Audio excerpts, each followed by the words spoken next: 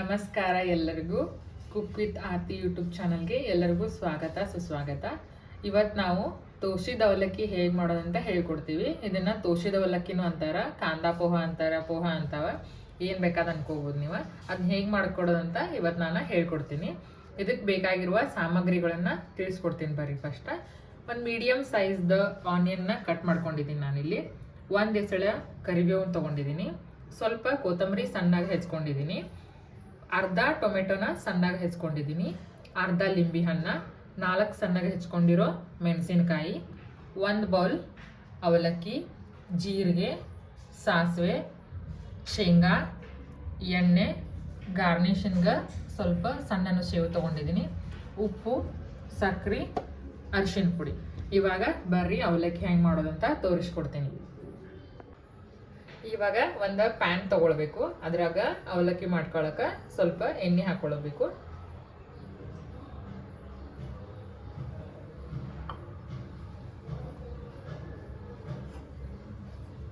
ಇವಾಗ ಎಣ್ಣೆ ಸ್ವಲ್ಪ ಬಿಸಿ ಆಗೈತಿ. ಶೇಂಗಾನ ಫಸ್ಟ್ ಹಾಕೋತೀನಿ. ಶೇಂಗಾ ಚಲೋ ತಂಗ ಹುರ್ಕೋಬೇಕು.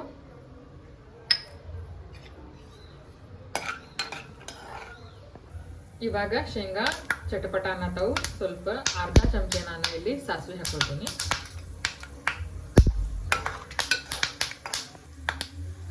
ಅರ್ಧ ಚಮಚೆ ಜೀರಿಗೆ ಹಾಕೋತೀನಿ.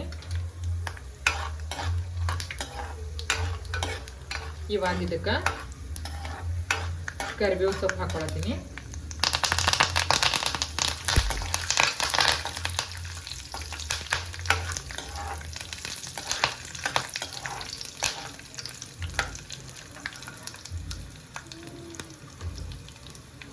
ಇದಕ್ಕೆ ಸಣ್ಣಗೆ ಹೆಚ್ಕೊಂಡಿರುವಂಥ ಮೆಣಸಿನ್ಕಾಯಿ ಹಾಕೊಳ್ತೀನಿ.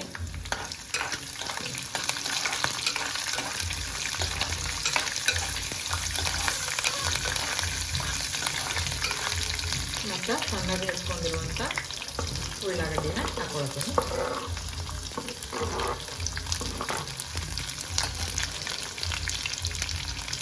ಇದು ಉಳ್ಳಾಗಡ್ಡಿ ಫ್ರೈ ಆಗೋ ತನಕ ಇದೇನು 1 ಬೌಲ್ ಅವಲಕ್ಕಿ ಐತಲ್ಲ, ಇದನ್ನು ನೀರೊಳಗೆ ಹಾಕಿ ತೋರಿಸ್ಕೋಬೇಕು.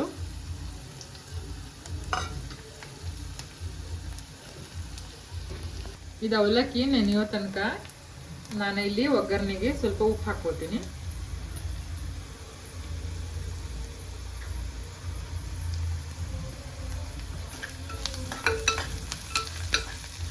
ಇವಾಗ ನೋಡ್ಬೋದು ಉಳ್ಳಾಗಡ್ಡಿನ ಚೆನ್ನಾಗೆ ಬೇಯ್ತಾವು. ಇದ್ರೊಳಗೆ ಸ್ವಲ್ಪ ಅರ್ಧ ಟೊಮೆಟೊ ಹಾಕ್ಕೊಳ್ತೀನಿ ನಾನು.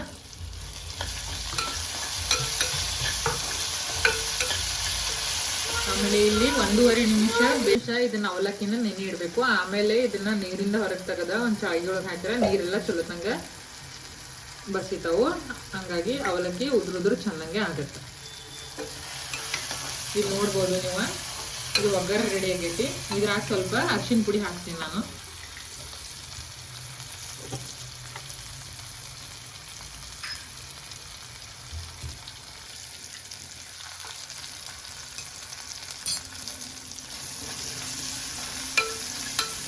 ಒಗ್ಗರಣೆ ಇವಾಗ ರೆಡಿ ಆಗೈತಿ. ಇದ್ರೊಳಗೆ ನಾನು ಈಗ ತೋರಿಸಿಟ್ಕೊಂಡಿರೋ ಅವಲಕ್ಕಿನ ಹಾಕ್ತೀನಿ.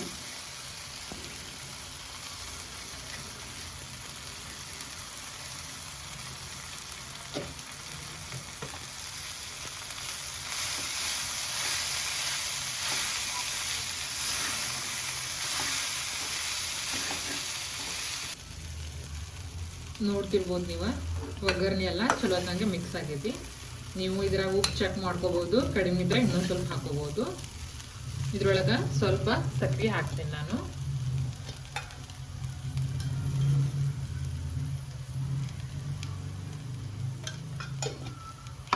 ಟೇಸ್ಟ್ ಹೆಚ್ಚಾಗುತ್ತೆ ಸಕ್ಕರೆ ಹಾಕಿದ್ರೆ, ಬ್ಯಾಲೆನ್ಸ್ ಕರೆಕ್ಟಾಗಿ ಬರುತ್ತೆ.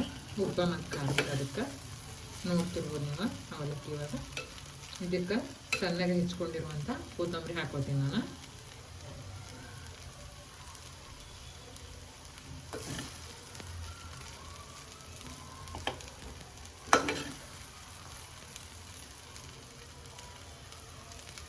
ನೀವು ನೋಡ್ತಿರ್ಬೋದು ಇವಾಗ ಅವಲಕ್ಕಿ ಇವಾಗ ಪರ್ಫೆಕ್ಟ್ಲಿ ಆಗೈತಿ.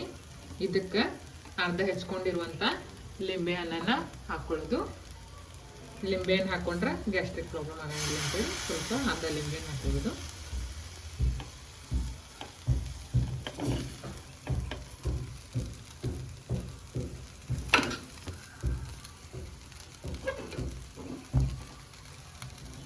ಈಗ ಅವಲಕ್ಕಿ ಆಗೈತಿ. ಇದನ್ನ ಒಂದು ಬೌಲ್ ಒಳಗೆ ತಕ್ಕೊಳ್ತೀನಿ ನಾನು.